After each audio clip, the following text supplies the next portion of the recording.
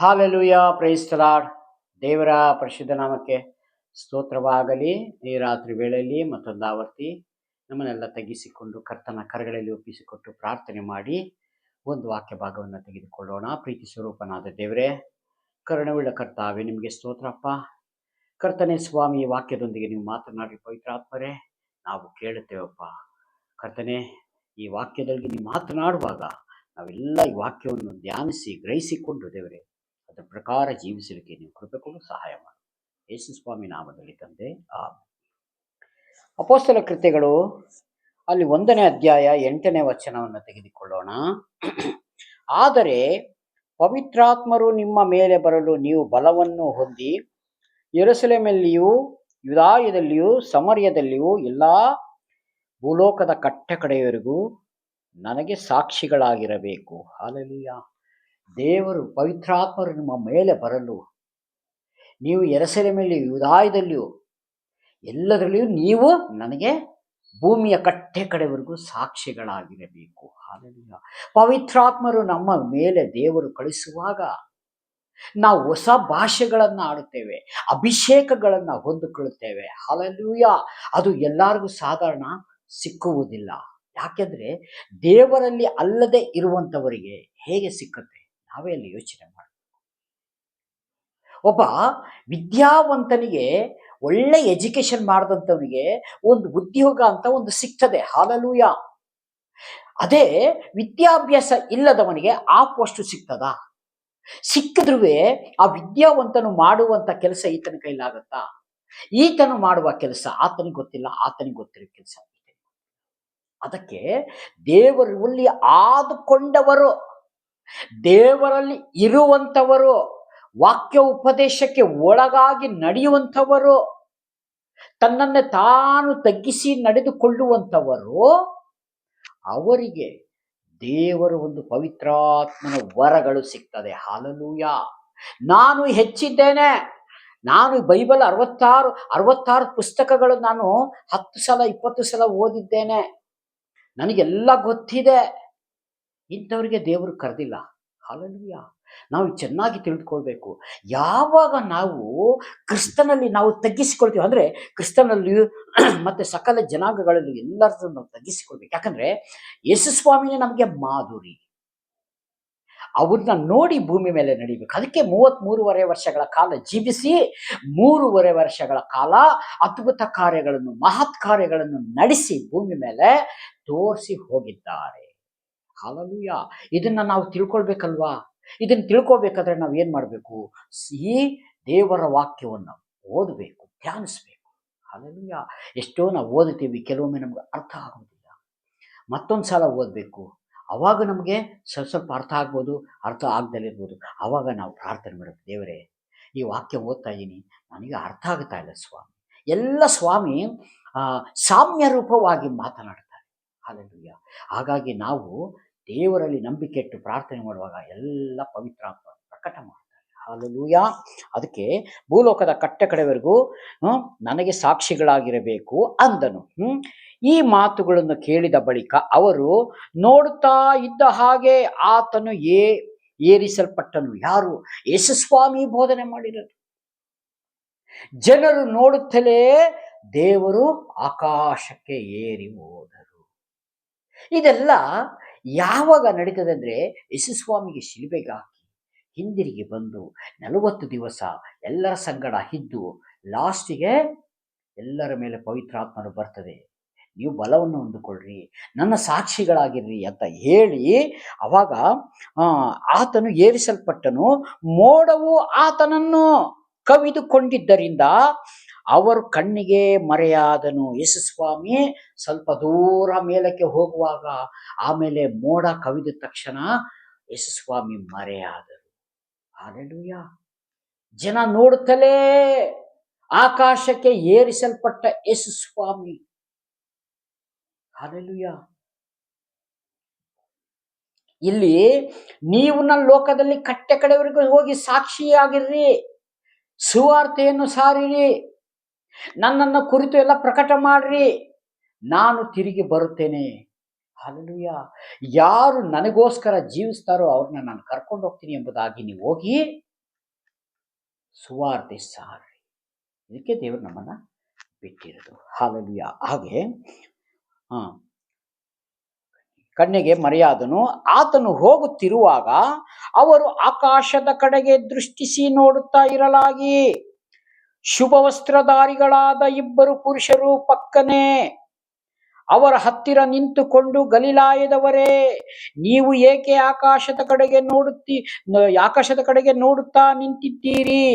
ನಿಮ್ಮ ಬಳಿಗೆ ಆಕಾಶದೊಳಗೆ ಏರಿಸಲ್ಪಟ್ಟಿರುವ ಈ ಯೇಸು ಯಾವ ರೀತಿಯಲ್ಲಿ ಆಕಾಶದೊಳಕ್ಕೆ ಹೋಗಿರುವುದನ್ನು ನೀವು ಕಂಡಿರೋ ಅದೇ ರೀತಿಯಲ್ಲಿ ಬರುವನು ಎಂದು ಹೇಳಿದರು.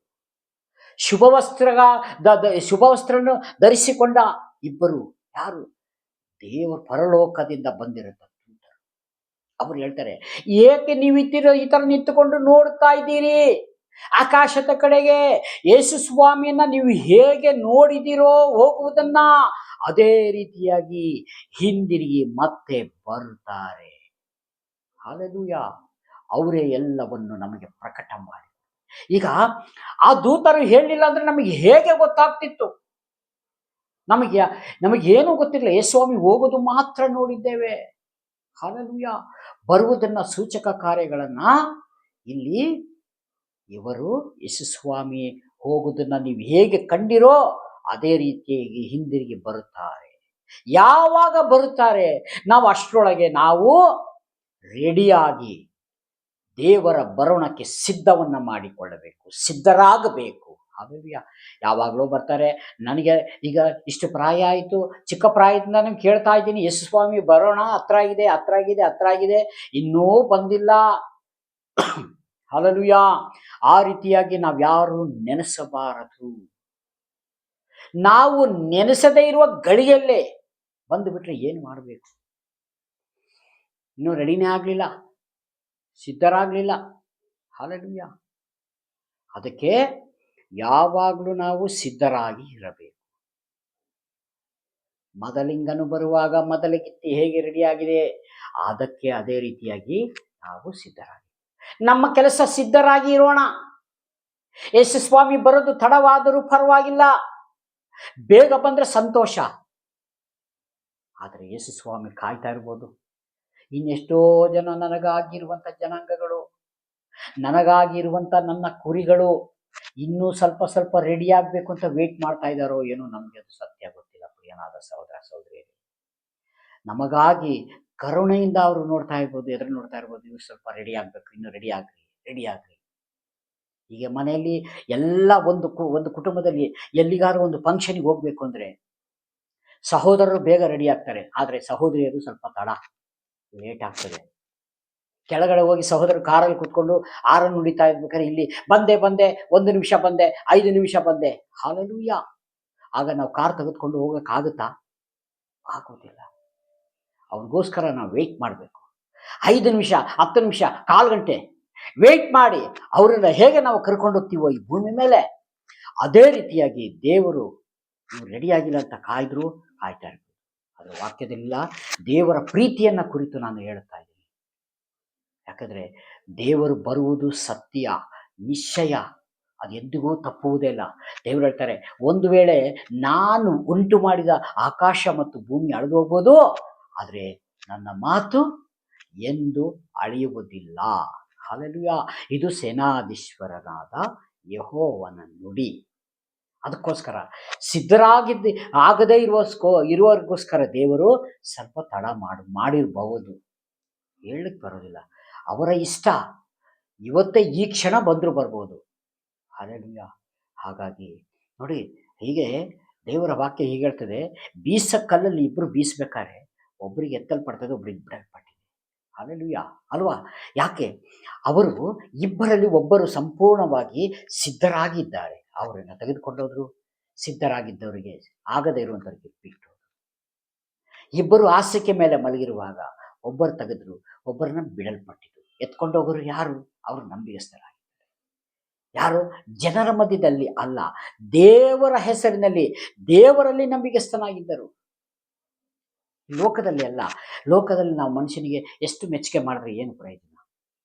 ನಾವು 10 ಜನ ಹತ್ರ ಒಳ್ಳೆಯವರಾಗಿ ನಡ್ಕೊಳ್ಳೋದಾದ್ರೆ 2-3 ಜನರ ಹತ್ರ ನಾವು ಕೆಟ್ಟವರಾಗ್ತೀವಿ.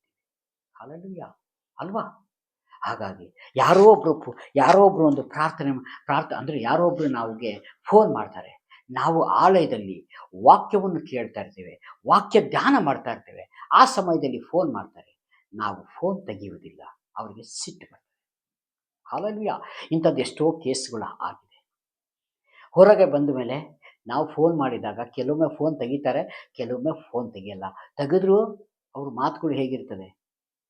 ಹಾಲೆಲೂಯಾ ಬಹಳ ಸರಿ ಇಲ್ದಿದ್ದ ಮಾತುಗಳನ್ನ ಆಡ್ತಾರೆ.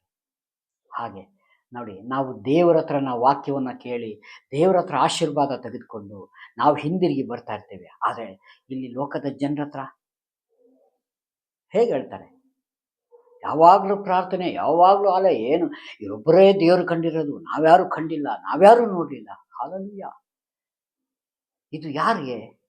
ದೇವರ ಮಕ್ಕಳು ಆಲಯದಲ್ಲಿ ಕೂತ್ಕೊಂಡು ಪ್ರಾರ್ಥನೆ ಕೇಳಿ ವಾಕ್ಯವನ್ನು ಕೇಳಿ ಆಶೀರ್ವಾದವನ್ನು ತೆಗೆದುಕೊಂಡು ಹಿಂದಿರುಗಿ ಮನೆಗೆ ಬರುವಾಗ ದುರಾತ್ಮನು ಅವ್ರ ಬಾಯಿಂದ ನುಡಿಸುವಂತ ಮಾತಾಗಿದೆ. ದೇವರು ದೇವರು ದೇವರು ಅಂತ ಹೋಗ್ತಿದ್ಯಾ, ಏನು ಆಶೀರ್ವಾದ ಸಿಕ್ತು, ಏನು ಲಾಭ ಆಯ್ತು ನಿನಗೆ? ಹಾಲೆಲೂಯಾ ಈ ಲೋಕದಲ್ಲಿ ನನಗೇನು ಲಾಭ ಇಲ್ಲ, ಪರಲೋಕದಲ್ಲಿ ನನಗೆ ಭಯಂಕರವಾದ ದೊಡ್ಡ ಲಾಭ ಇದೆ. ಹಾಲೆಲೂಯಾ ಅಂತ ದೇಶದಲ್ಲಿ ನಾವು ವಾಸ ಮಾಡಬೇಕಾದ್ರೆ ಏನ್ ಮಾಡಬೇಕು?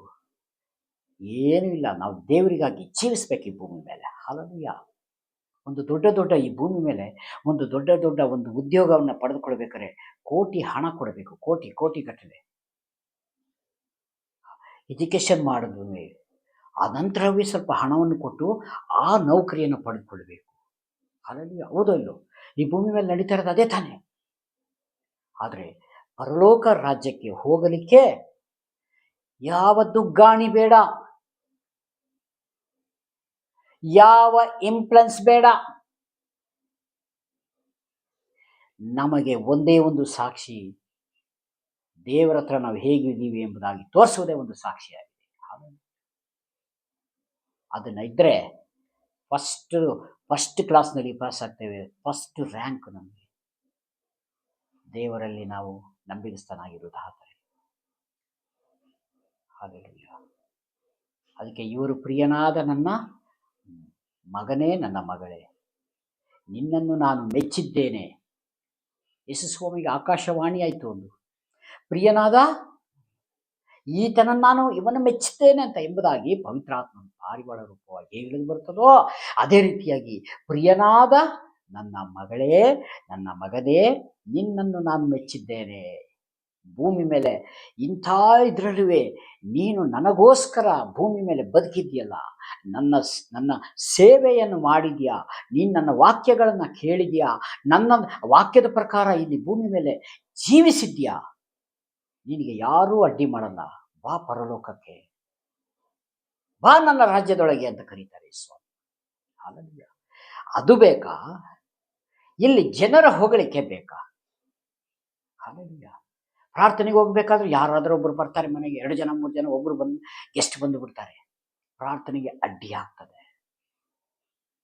ಏನೇ ಇದ್ರು ಅವರನ್ನು ಕೂರಿಸ್ಬಿಟ್ಟಾರ, 1 ಗಂಟೆ ಹೋಗಿ ವಾಕ್ಯ ಕೇಳ್ಬರ್ರಿ. ಪರೀಕ್ಷೆಗಳು ಇವೆಲ್ಲ ಏನಂದ್ರೆ, ನಾವು ದೇವರಲ್ಲಿ ಇರುವಾಗ ಇವೆಲ್ಲ ಬಹಳ ಪರೀಕ್ಷೆಗಳು ಬರ್ತದೆ. ಹಾಲೆಲೂಯಾ ಇದರೆಲ್ಲ ನಾವು ಜಯಿಸ್ಕೊಂಡು ದಾಟಿಕೊಂಡು ಮುಂದೆ ಹೋಗ್ತಾ ಇರಬೇಕು. ಈ ವಾಕ್ಯ ಸಂದೇಶ ಕೊಟ್ಟಿದ್ದಕ್ಕಾಗಿ ಸ್ತೋತ್ರ ಮಾಡಿಕೊಂಡು ಚಿಕ್ಕ ಪ್ರಾರ್ಥನೆ ಮಾಡಿ ಮುಕ್ತಾಯ ಮಾಡಿಕೊಳ್ಳೋಣ. ಪ್ರೀತಿ ಸ್ವರೂಪನಾದ ದೇವರೇ, ಕರುಣೆಯುಳ್ಳ ಕರ್ತಾವೆ, ನಿಮಗೆ ಸ್ತೋತ್ರ. ಆಕಾಶದ ಕೆಳಗೆ ಭೂಮಿಯ ಮೇಲೆ ಕೊಡಲ್ಪಟ್ಟ ರಕ್ಷಣೆ ಮಾರ್ಗ ಒಂದೇ ಒಂದಾಗಿದೆ, ಯೇಸು ಸ್ವಾಮಿ ಮಾತ್ರವೇ. ಕರ್ತನೆ, ಅವ್ರನ್ನ ನಂಬುವರು ಎಂದಿಗೂ ಸ್ವಾಮಿ ಸಾಯುವುದಿಲ್ಲ. ಕರ್ತನೆ, ನಿತ್ಯ ರಾಜ್ಯದಲ್ಲಿ ಎಂದಿದ್ದು ಜೀವಿಸುವಂಥವ್ರಾಗಿರ್ತಾರೆ ಸ್ವಾಮಿ. ಈ ವಾಕ್ಯವನ್ನು ಕೇಳುವಂಥವ್ರು, ನೋಡುವಂಥವ್ರು ಸ್ವಾಮಿ, ಅವ್ರನ್ನ ಆಶೀರ್ವದಿಸು, ಬಲಪಡಿಸು. ಅವ್ರ ಕುಟುಂಬನ ಹೇರಳವಾಗಿ ನೀನು ಕೈಯಲ್ಲಿ ಹತೋಟಿಗೆ ತೆಗೆದುಕೊಂಡು ನೀನು ನಡೆಸು ಸ್ವಾಮಿ. ಪ್ರಾರ್ಥನೆ ಕೇಳಿದಕ್ಕಾಗಿ ಸ್ತೋತ್ರಪ್ಪ, ಯೇಸು ಸ್ವಾಮಿ ನಾಮದಲ್ಲಿ ತಂದೆ. ಆಮೆನ್. Praise the Lord. ದೇವರೆಲ್ಲರನ್ನು ಆಶೀರ್ವದಿಸಲಿ. ಆಮೆನ್.